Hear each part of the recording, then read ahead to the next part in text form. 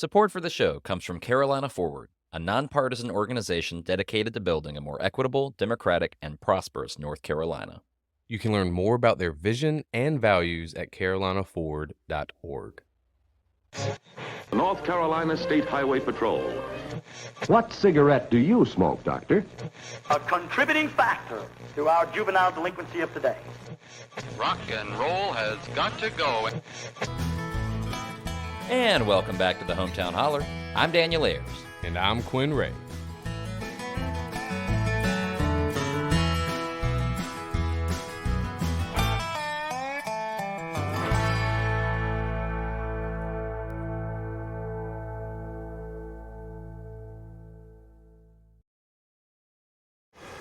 How are you, Quinn? Man, I am doing fantastic. I just got back from the beach. I did a week beach vacation. Now that right there is a tongue twister. That it is. Did you also sell seashores by the... Oh my God, I can't... I did. Sally sells. She's... Yeah, there you go. Anyway, we went to Atlantic Beach, me and the fam, and it was nice. It was my first week beach vacation that I've taken in my adult life. Atlantic Beach is underrated. It was awesome. Yeah. It wasn't too crowded. Everything's within a quick driving distance. I was able to drive to Beaufort and go to the Maritime Museum and show the kids, even though they didn't really care. But, you know, I enjoyed it and walked around downtown Beaufort. But it was nice to get out of Alamance County for a little bit and just see how awesome North Carolina is. For sure, dude. Yeah, I grew up going to Beaufort as well. Did you go to the cemetery? No, but we did pass it. We looked at it and stuff, and Addie has been really eager to go to a cemetery. Oh, man. But then when we walked past it, she was like, no. Yeah, fair enough. You know why she was afraid of it? Because there's like a little girl about her age from like the 1700s in a pickle barrel. And it's like a whole thing, or like a rum barrel or something. Her dad was a captain. Did ghost tours and stuff. There's a ghost tour. I think they tell you the whole story about, little Susie or whoever in like the 1700s. She was the daughter of a captain, and she maybe got something, some kind of disease like everybody did in the 1700s. And anyway, it's a pretty gnarly, melancholy vibe at the Beaufort graveyard. But yeah, that Maritime Museum is awesome. Super cool. Punches way above its weight. Yes, it does. Speaking of punching way above weight, we are punching way above our intellectual weight today with our very special guest. I think if you took our IQs and combined them, you would get maybe close, maybe not so close to our guest today. Really excited when I get a chance to talk to folks who are like experts in their field and are passionate about educating folks. Like this, we talked to Wesley Harris, right? And he was like so enthusiastic about economics and financial policy. And today we get to dip into food. I like food. So today, folks, we are talking with Dr. Sarah Tabor. She is a leading agricultural scientist and food systems consultant, celebrated for her expertise in farm management and food safety, with roots in Harlan County, Kentucky. This is a coal miner's granddaughter. Okay. There's a Loretta Lynn reference, y'all, right there. She studied at BYU and earned her Doctor of Plant Medicine degree from the University of Florida. With a deep background in agronomy and a commitment to sustainable farming, Dr. Tabor has dedicated her career to revolutionizing agriculture. She champions transparency, efficiency, and equity in food production, and her innovative approaches have guided farmers, agribusinesses, and policymakers through the challenges of modern agriculture. Her work boosts productivity while promoting environmental care and social responsibility. That's a triple play right there. That's right.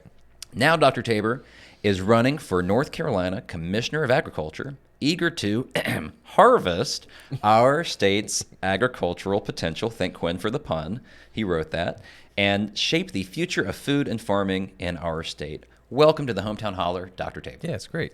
Thank you guys for having me. It's lovely to be here. Absolutely. For sure. So, agriculture, for folks who maybe just moved to North Carolina, it's a big part of what we do, whether it's sweet potatoes or hog farming or tobacco. I mean, you can't drive anywhere in the state without passing a major agricultural production, or as we call it here, a farm. Going to the country. And one question I have, I think it's an area... You talk about this on lots throughout when you're speaking on the stump or on your campaign website. There's a lot of transformations happening right now in agriculture.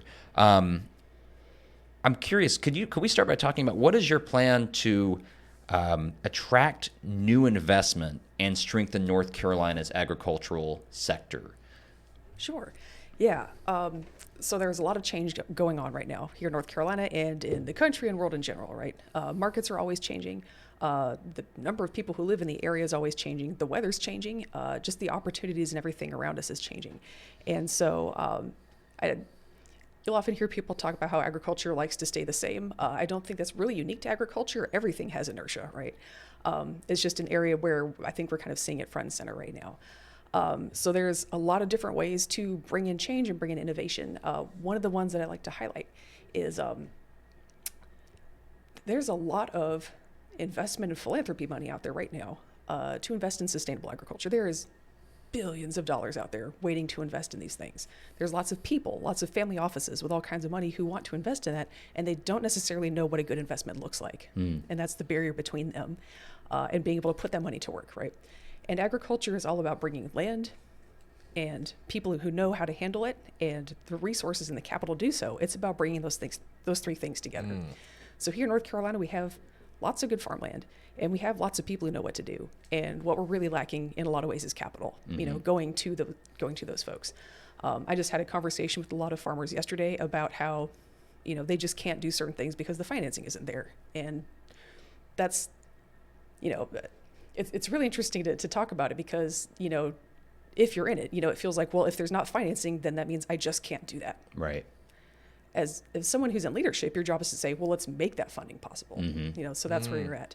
Let's connect a way to the will, right? You got the will, and here's the way. So is that kind of talking like, let's say my family has a tobacco farm, and tobacco farms and tobacco itself just isn't doing well right now. So I want to restructure my farm to grow what is happening in the market right now. But I don't have enough finances to just clean my farm of tobacco and replant and start over. Is that kind of right? Yeah. So if you're growing tobacco, there's a lot of infrastructure on your farm that goes into it. There's curing sheds, or in many cases, it's more like shipping containers people use for that nowadays. There's a greenhouse you often use to start the seeds.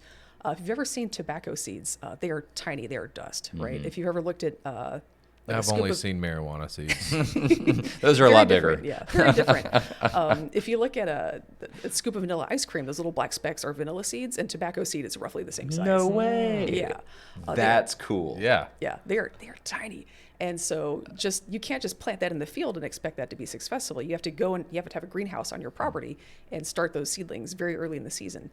So you have a lot of infrastructure on your farm that's required to grow tobacco. So if you have that and then you want to grow not tobacco, not only do you need to get new infrastructure often, but all this old stuff that you've invested in and you maybe still be paying off, you can't use. I think that's part of, side note, why switching to sweet potatoes or adding sweet potatoes is so popular is they also use that greenhouse. And they also use a curing shed. So it's just the same infrastructure with a different crop.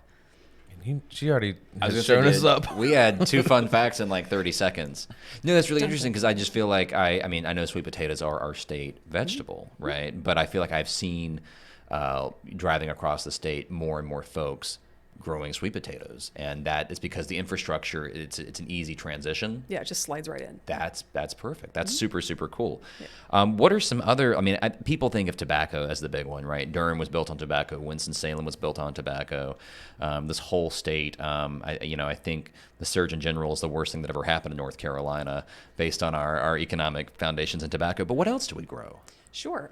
So close to 3/4 of our farmland is in corn and soy. Our cropland. A lot of the state's land, I think 44% last I checked, is in forest, right? So we're doing quite a bit of timber and paper as well. There's a lot of cotton. There's a lot of, now we're going down the list. There's a lot of pasture. Well, it's interesting you mentioned like timber. I guess, I knew that agriculture didn't just have to be food, right? It could be like cotton, but timber is included in that, right? Forestry and depending on the state, forestry and timber is included in the Department of Agriculture in the state. And sometimes it's under the same category. Here, legally and politically, it is in the same category or under the same department. Is North Carolina doing well with that, or are we pissing off the Lorax? Is everything... Do you speak for the trees now, Quinn? I'm just curious because I think, when I was looking at it, the farm sector has shrunk nearly like 20% or so in the last few years. Where does that stand with our trees and our forestry and things like that? Sure. Yeah, folks are asking me all the time, when I go out to speak to people at an event, they'll say, all these trees are getting cut down by where I live. And a lot of the time, it's a tree farm. That was the goal when it was planted maybe 20 or 30 years ago. That was always the goal. And so it can be a little bit shocking to see what you thought was a forest, go down. But a lot of the forests here in North Carolina are managed timber plantations, and so Wow, I had no idea. yeah, and so there's a lot that goes into that. But the bottom line is that for that particular land, in that case, the destination for this always was to get cut down, right? Right. That's part of this baked into the plan. Yeah, it's a crop, and so the real question is, do the people who own that land, are they going to plant it back into forest, or are they going to plant houses? That's a real question, right? Is it going to stay forest, or are we going to regenerate another generation of trees, or is it going to go into development? In many cases, the choice is being made right now to go into development. And that's a whole can of worms, because something I'll hear very frequently in agriculture is, we're leading the country in farmland loss. We're leading the US. North Carolina. We're number one. There is one state that's losing more raw acreage than we are. It's Texas. They have a lot more to start with than we do, right? Yeah. So percentage-wise, we're number one. And why is that? Well, if you talk to folks in the agricultural community, the answer you always hear is development, right? It's them folks. That was are, my guess. Was just people building houses, people developing. right. Yeah, it's them folks are coming to take our land, right? Yeah. But if you look at the data, which is the thing I argue we should do if we're trying to look for explanations for why Yeah. things are happening. If you look at the data, if we're number one in farmland loss, you'd expect we're number one in population growth. We're number 8 or 9. So there's more to it than that, isn't there? There's a little bit more to And it. I'm also thinking, we talked with Theo Nollett recently, and about affordable housing. Yeah. We don't have an abundance of houses in this state, right? It's not like we are just booming with all these empty houses and waiting for folks to move into them. We have a shortage of houses in North Carolina. So yeah, I'm connecting these dots. Oh yeah, we're going to get there, and the path we're going to walk is going to be wild. Oh man. Well, let's do it. Let's do it. Yeah, wonderful. Buckle up. So a big part of why there's so much land being lost to development, there's a couple different reasons. One, we're doing lots of low density development, right? That just takes up a lot of land for a single house, right? The second is, let's look at the supply side. Why are there so many farms going up for sale, right? On that supply side, again, I went through the data and I found that farmers here in North Carolina can make as little as half as much per acre as their peers in Georgia and Virginia. So Georgia and Virginia have very similar weather, very similar soil, very similar water supplies, and agribusiness is here, there, and everywhere, right? So it's not because of any of those things. It's something unique to North Carolina. And I knew from working here in agriculture for some time that a lot of things were different and a lot of approaches were different, and I really put that down to leadership. There's a lot of things in North Carolina, like you mentioned, the legacy of tobacco means our system is a little bit different here. That's going to give it some issues with adjusting to new economics. And we can, I guess, go into weeds on that if you'd like to, but we still have to go into the weeds on this housing thing. So, but that's something that's very specific to North Carolina. It's not the move-ins. It's not just population growth. There's something specific to our agriculture here is not working especially badly compared to the rest of the South. But it's not farmers here selling their land to get developed by housing and moving to Virginia or Georgia to create farms. No, they're just exiting farming. That's how you retire as a farmer. Is if you if you work a wage job and you have a 401k. For those of us who remember what a pension is, Right. You save up a lot of money. Well, the pension is your job saves up a lot of money. So you save up a lot of money over your working life, and then once you retire, then you kind of start cashing that in, right? So in agriculture, typically the business model is you have a plot of land, you farm it, and then at the end of your career, you have a kid who buys it from you, basically. That is how a lot of that property is transferred generation to generation. You do have to, do some kind of transaction, or they inherit it after a death, or you sell it. That is your retirement nest egg. And a lot of that comes down to the fact that farmers are not making money in real time. And if you're not making money in real time, then you're not making money to save over the course of your career. And so your one way to retire is to sell that land. Now, there's a whole lot of reasons we can talk about why people would pursue that model. The majority of farmers in the U.S. have a day job. And again, how that works is a whole nother can of weeds. Let's finish this housing. Sure. Yeah. There's a lot to say about the finances of running a farm, right? And I think that's something that people don't really talk about. There's not a lot of transparency. So that's something I really love to bring out, because we can't solve our farm problems without that transparency. But let's finish the housing thing. So here in North Carolina, we have some of the lowest density housing in the country, just in general.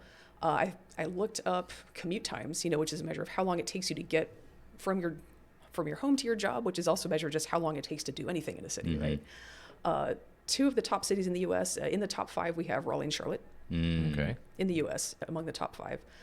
So we have among the longest commutes in the country, and that speaks to how everything is kind of spread out. I've heard folks refer to Raleigh as sprawly. Yeah. I've never heard that, but that's so true. Yeah. Sprawly. Yeah, I was talking to somebody in Cary about how a lot of folks were pro more density and said, oh, I don't know if that's a good idea. Cary's the second densest place in the Raleigh metropolitan area. And I was like, second place in a what contest? Yeah, right. Exactly. Yeah. But yeah, a lot of that comes down to a lot of folks want to live in denser areas, right? We want to have our kids be able to walk to school. You don't want to be strapped into a car for 45 minutes just to go get eggs. You know, like you just want to live a normal life where you're not on a highway all the time. That is actually what most people want. You know, they might not want a yard at all, or they want just kind of small enough one for the kid and the dog to run around. It doesn't really take that much space, but that's not the kind of housing that's available. So let's unpack that. Why not? Because Econ 101 teaches us that supply and demand, and if that's what people want, that's what's going to get made. Real life is a little bit more complicated, right? So something we have going on here in North Carolina is part of why we have so much low density housing is building codes. In order to build more dense housing within cities, you know, just townhouses, not super dense high rises, but just townhouses, small apartment buildings, we would need to make some major changes to our building codes in a lot of our cities. You know, just updated construction methods, construction materials, ways people want to live. We would need to do some updates. Cities do not have the autonomy to pass those updates because the state legislature told them you can't do that. I'm starting to, and now I see. Yep. Right. So here in North Carolina, again, if anyone is familiar with North Carolina politics, we have a gerrymandered supermajority most years of Republicans, right? And what I find when I'm out talking with farmers, in fact, I talked with a group of farmers yesterday and I was kind of walking them through this problem. And, you know, I was kind of mentioning to them, you know, they're very freaked out about all the development that's coming to get them. And I told them, you know, most people don't want to drive 45 minutes. You know, they want their kids to be able to walk to school. Look at the homes that are like that. They're $1 million and up. That tells you people want that. That's what people want. The stuff out here near you is cheaper because people don't want it as much. Think about it. Supply and demand, free market. Y'all love this stuff. Let's talk about it, right? And so if people don't want to be here, why are they here, right? And of course, like talking about this with farmers is a little bit, it can be challenging because in their mind, no one would want to live in an apartment building, right? That's why they're not doing it. Exactly, right? Which is like, well, I 100%, like I'm thinking of my grandfather. I come from a long line of farmers, and that was one of the things I can remember him saying, which is like, man, I'm so glad there are folks who want to live in a city. I can't, you know, he could not imagine being somebody who wanted to live in a city, and he was like, I'm glad there are folks who want to do it because that leaves me out here. Yeah, and so I think that's you know a funny thing I run to when communicating about this problem to folks in agriculture. I'm like, look, you and a lot of urban consumers and urban voters want the same thing. You both want high density housing in cities so the city can stay city and get thicker and get further up, and y'all get left alone. You both want the same thing. Did you know that? And there's disbelief because all their neighbors are rural, you know, and that's who they talk to, and everybody they go to church with is rural, and so it kind of blows their mind that people would want that. And I'm like, well, look at a population density map, like logic suggests, right? So just we kind of talk a lot about a rural-urban divide and how people live in bubbles, and I just want to point out that is universal. There's enough of that to go around for a lot of folks. So just kind of communicating about this has been kind of a fun adventure. Well, I like to point out to folks in rural areas who are concerned about development, you and the urban voters that you're mad at want the same thing. Right. So why isn't it happening? Let's talk about that.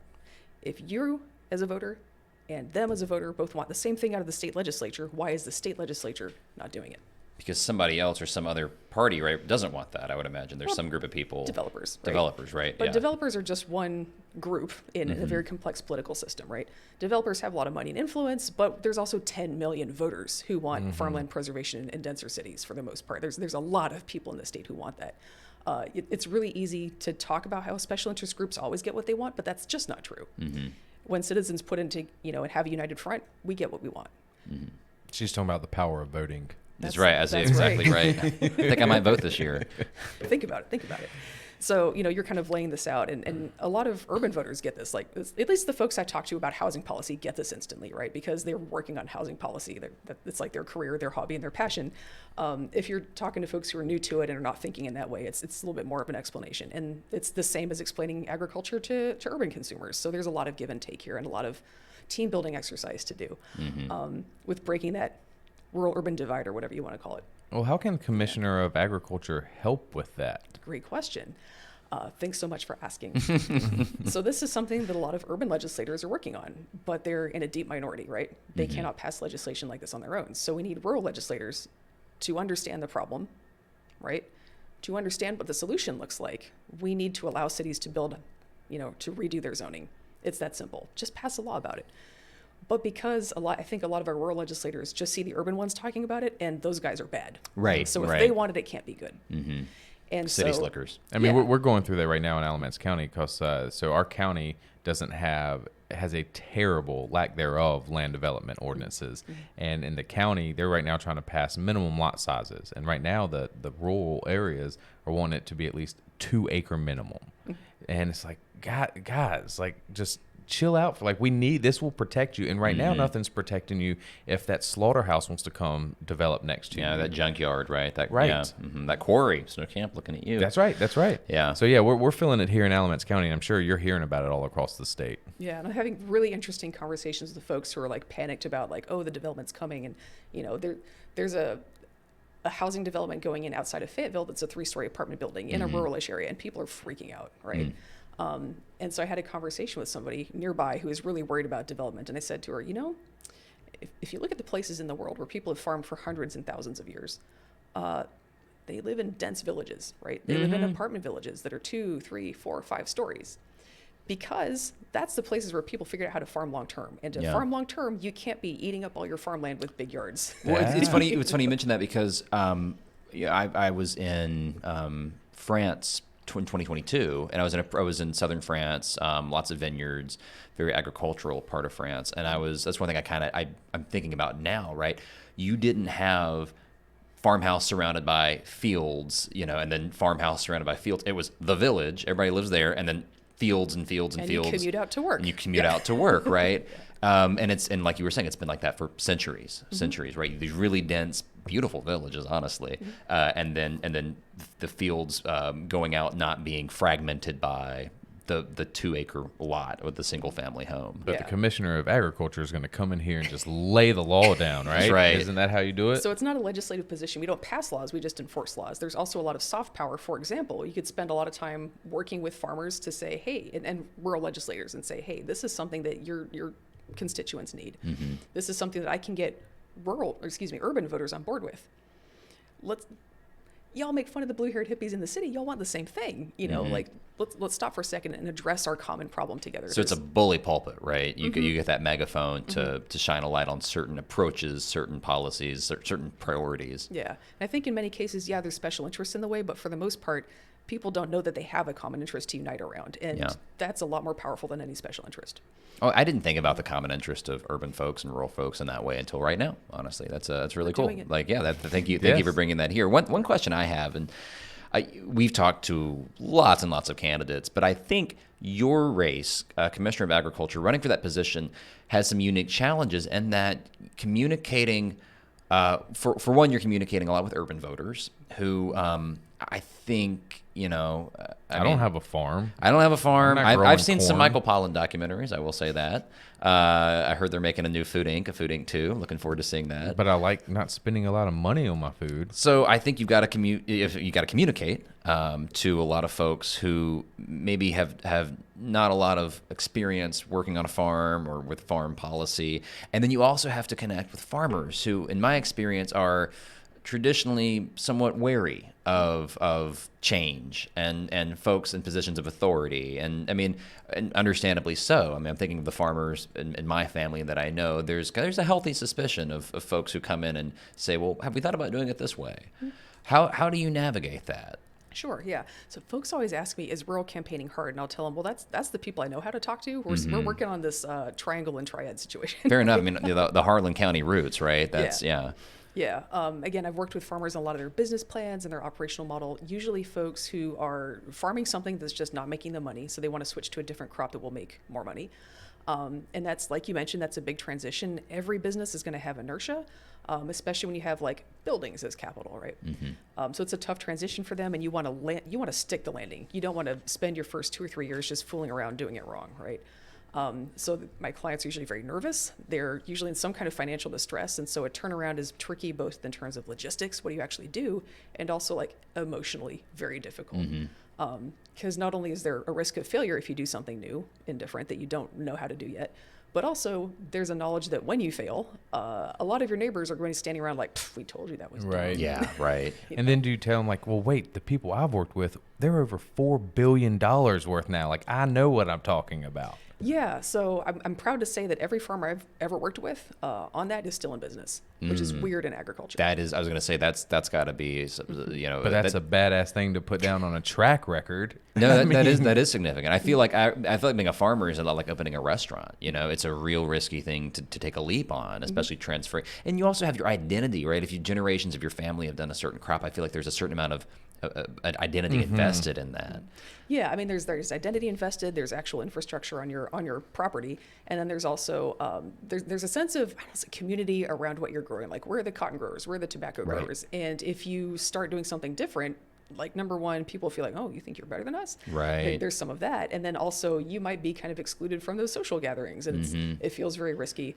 I will point out that a wise man once said, "If they're not paying your bills, don't pay them no mind." I like that. I like that. So we kind of point to, like, look, there's a lot of pressure to do things a certain way. I grew up in a very conservative religious community, so I certainly understand that pressure to do things a certain way. But then I also came to understand that the people who were mad at me for doing something that works for me and helps me survive and thrive did not care about me in the first place. And that is a heartbreaking thing to sit with. Yeah. To realize that so much of your community probably didn't care about you as much as you thought. Like, let's be honest. If somebody's razzing you for trying to help yourself, what is that? That's not friendship, and that's not community. And that's a really tough thing to reckon with. So when I mentioned that it's difficult both logistically and learning how to farm differently, but it's also difficult emotionally. That's the size of thing we're talking about. And there's no way you can make that better. You're not going to be able to change. You can't control how people feel about you. But it's an issue of, like, look, what is important to you about farming? Is it the folks down at the feed store like you? Or is it that you can make a living? And you got to decide what matters to you. And if it's making a living, let's talk. So I want to shift real quick. We're nearing the conclusion of this conversation, and we hope after we're done here, we didn't talk about this beforehand. We usually brief our guests on it, but if you have some time, feel free to stick around for what we call the back porch, where we just kind of kick it back and talk a little bit more. For example, I would love to talk about GMOs, and then you mentioned, like, getting lost in the weeds. Let's talk about pot and cannabis and all, the agricultural connection there. Also, Mount Olive Pickle Company, would love to ask you a question or two about that. But I want to talk about your campaign, because the guy you're running against, current commissioner Steve Troxler, he's been there for a minute. And 20 years. 20 years. And if you look at his website, he created that thing when he first ran, and he hasn't really checked it since. Oh, it's updated now. Oh, it is updated now? He got scared. It's updated now. Oh, that's good. You should get scared. Because, a couple weeks ago, I looked at it, and it looks... you ever been to the Space Jam website for the movie Space It's like Jam? GeoCities vibe. Yeah, Is it back to the GeoCities vibe? It's like a late '90s. Like, Okay. it is a it's like 3 different shades of yellow. Perfect. Okay, because he had a different version, so now it's back to the this is interesting. Oh, this is like, yeah, and I think it's back to the OG. Yeah, and I'm not, Someone look, didn't pay their online vendors. policies aside, I just gotta say it is and maybe it's an intentional choice going with the retro look. It's but it definitely screams dial up. He's been around for a while, and I think, like, I know who he is because I was in 4-H, and he would come to our 4-H events and talk about sweet potatoes and agriculture and farming and all that. But that's kind of the extent of it for me. And I know you've just expressed how this could be, how it's an important job, the soft power you have. But tell us a little bit about why this race matters, the difference between your vision, what you're up against. Could you kind of shed some light on that? Sure. I mean, again, he's been in for 20 years, and in that 20 years, North Carolina has become the state that's leading the country in farmland loss. And I see him blaming it on population growth, and that's clearly not it. Right. Yeah, you've checked that box We've first. gone Yeah, through we've that. gone through that. Yep. Yeah, and the reason we're blaming it on population growth is because it's not that, it's got to be something else like leadership, right? I look at North Carolina, and this is a really special place. You can grow almost anything here. That's weird. That's weird. That is weird. That is weird. We've got like humid, very, warm subtropical plains with a long growing season. We've also got the mountains where it's cool. Right. so Got those you- apple orchards up there. Yeah, you can grow cooler season crops, which is a weird thing to be able to do Christmas trees. in the South, right? Yeah. Man, I just didn't think anything of it. I was just like, No, you're right. I North totally took Carolina. that for just Yeah. but yeah, that's a unique thing. Yeah, if you grow up with it, it's really easy to take anything you grew up with for granted. But it's a really weird and special situation that North Carolina's got. We also have, in spite of how much farmland we've lost, we still have a lot of it. And it's good farmland. We have long growing seasons. We have lots of water. And we're very close to northeastern markets. That whole like Boston to Washington, D.C. corridor that is like a bottomless pit of demand for food. Right now, they get most of their fruits and veggies from California. How's California doing? They are running out of land and water. Florida, another major produce hotspot, is running out of land and water. So this is a prime opportunity for North Carolina to seize, a lot of market share that probably should have always been ours to start with. We just didn't seize it at first because we were busy doing cotton and tobacco, right? Produce makes a lot more money per acre. How in the weeds you want to get with this? Corn and soy, which again are almost 3/4 of our farmland in the state. Not a lot of money. They'll make you $400 to $800 an acre, maybe. This is a rough, depends on the year, yeah, et cetera, but $400 to $800 an acre. And that's gross. So you have to pay all of your expenses out of that, right? Tobacco will make you $3,000 to $4,000 an acre. So it's about roughly a 10 up scale, right? So you can see why people got excited about tobacco, Yeah. right? And that's after, now that it doesn't make as much as it used to. You can see why people get excited about it. Something basic like tomatoes and strawberries will make you $40,000 an acre, $40,000 an acre. Now again, you have to pay. What? Yeah, That's a lot of money. Are you $40,000 an acre? Wow. and that's wholesale, right? So if you see there's a lot of you pick strawberry places. I was gonna say, popping what if up. you're picking your own? So if you're picking your own, then the farmer doesn't have to pay for labor, and they can charge $6 a pound. Wow. That's triple digits of money per acre. And again, that's gross, right? You have to pay your expenses out of that. But again, if you're doing you-pick, you don't have to pay for labor. So that's why you're seeing so many you-pick strawberry places popping up, right? Oh my God, Quinn, we Explains have it. to get in on this. No, I'm an acre of land and let's do it. But then right? I'm also thinking, do you take into account grubby little kids like me who just like eat the strawberries out the, that one looks so good. I just, gotta go ahead and eat that one. There's a bit of that. And then you're basically doing retail, right? You are doing a hospitality business, which is That is, wow. a different business. Yeah. And so it's not a good fit for everybody, I will say that. But it is, if you're looking at The- high revenue per those acre. numbers are wild. And is that what the leadership would do? Would like not solicit, but just inform farmers of what's happening or what they could be doing? Yeah, like, do folks Yes. know this? Like, do That people is- know this? That is a fascinating question that we're going to dive into. So Okay. something I found as I started working in North Carolina agriculture as early as a decade ago, and probably earlier, the biggest farmers in the state, I'm talking the families with like thousands of acres, right? So these are folks who'd usually be growing cotton, tobacco, corn, soy, hay. Slowly and quietly started converting as much of their acreage from those low revenue crops to fruits and veggies as fast as they could. So some people in the state know, but you talk to them in public and it's very like, yeah, corn, cotton, soy, tobacco.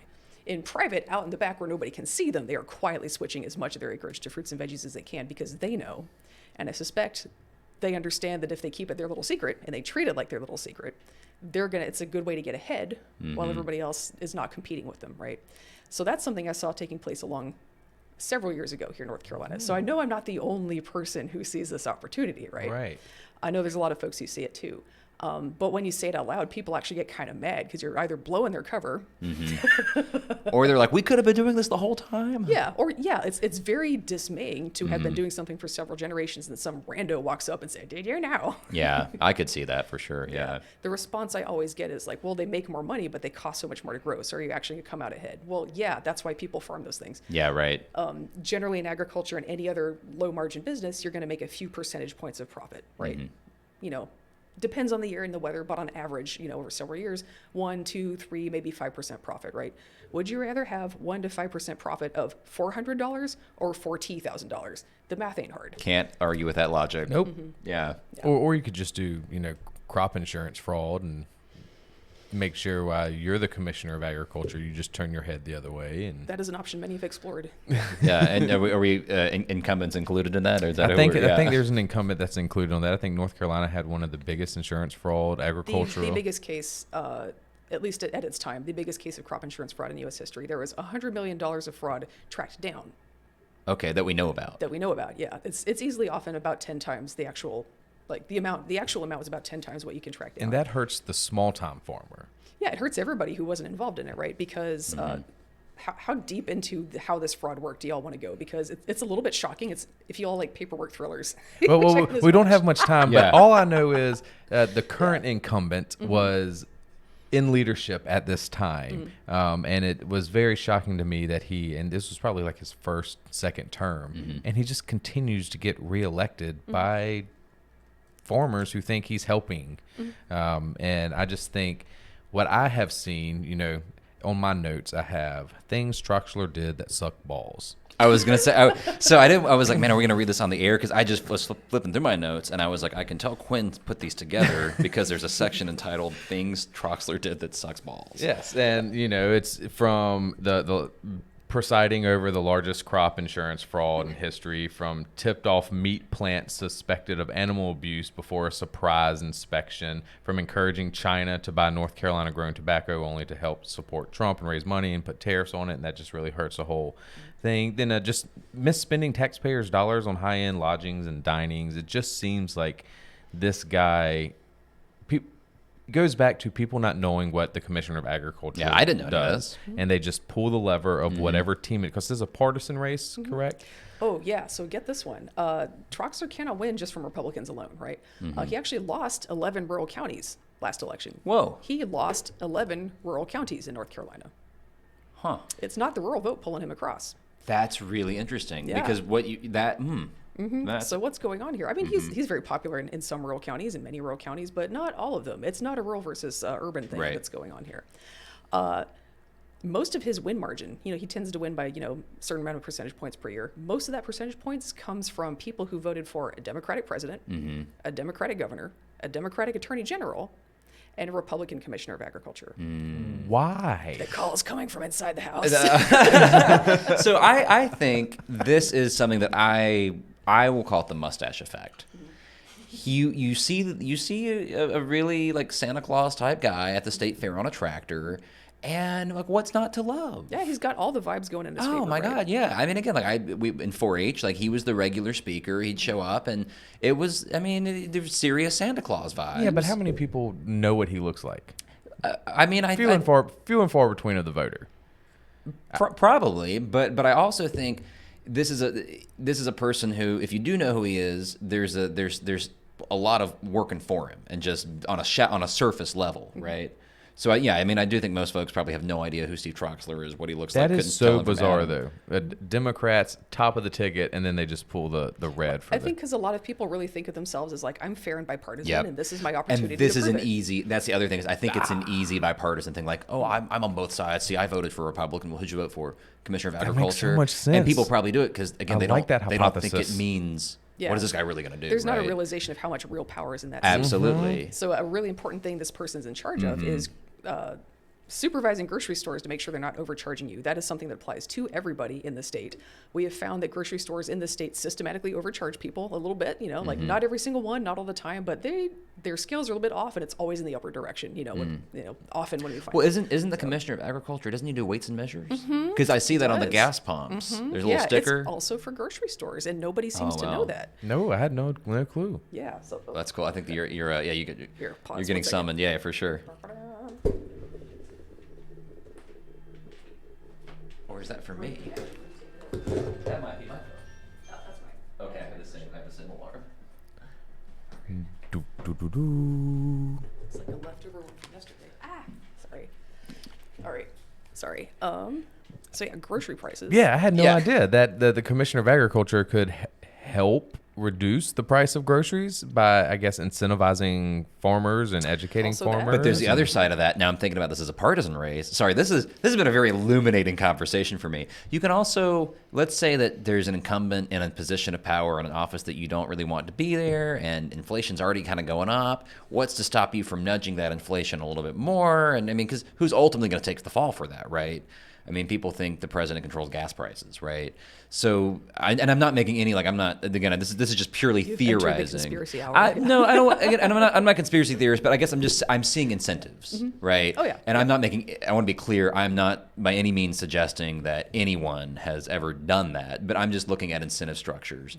God, the last thing I would want to be is a conspiracy theorist. I just did a whole thing on like the Trump assassination, how that was not a conspiracy. Yeah. So hopefully I'm not touching that power. We'll line. make sure the a very- tinfoil hat stays back there. The Yeah. worst run conspiracy of all time. Yeah, absolutely. I mean, that's just like such a bad one, right? Like, oh man. But I think a lot of this can be a back porch. Yeah, we should move to continuing. the back porch because a lot of good stuff here to keep talking about. Dr. Tabor, thank you so much for sharing the data, sharing the facts, connecting some dots that seem kind of far flung and unassociated.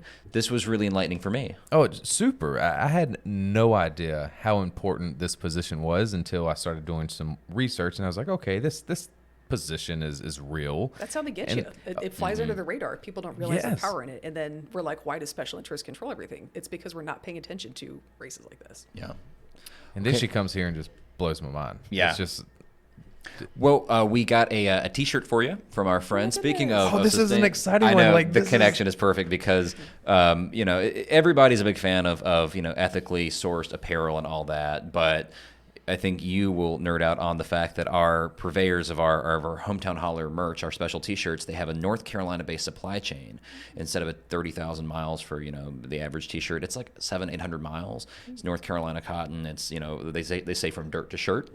They're our friends at TS Designs here in Alamance County, and we are super excited to hook you up with one of their shirts. Oh my goodness. It is really the best of what this state has to offer from an agricultural standpoint. So Do grow a lot of cotton. yes, yes, we do, and it feels great, and it looks pretty good too. So we'll That's hook you right. up with that. And folks, thank you so much for tuning in. Thanks for showing us all the love on our social media, on the TikTok, the Instagram, on our website. We really appreciate it. If you haven't become a sustainer on our Patreon yet, we highly recommend you check that out. We have bonus episodes where we kick it back with our guest after a conversation like this and just have a more free-flowing conversation. Sometimes I would say a little bit more unfiltered. I don't know. How would you phrase it, Quinn? I don't know. I mean, I talked about seeing marijuana seeds and suck balls. So all we this will. stuff, So we will. Plenty more where that came from is what you're saying. It's going to be a journey. Sure. But before we leave, Okay. is anything you want to leave the listeners Oh my gosh! with? How did I forget this? We got people. People got to find you. It's all good. Sure. Again, my name is Sarah Tabor, running for Commissioner of Agriculture. You can find me at taborfornc.com. That's TAB as in Bravo, ERFORNC.com. They'll have links to all their socials and have a good time. And you also have a mailing list. And in a world where I feel like I'm inundated with subscriptions and mailing lists and newsletters, yours is one I actually read. Oh, thank you.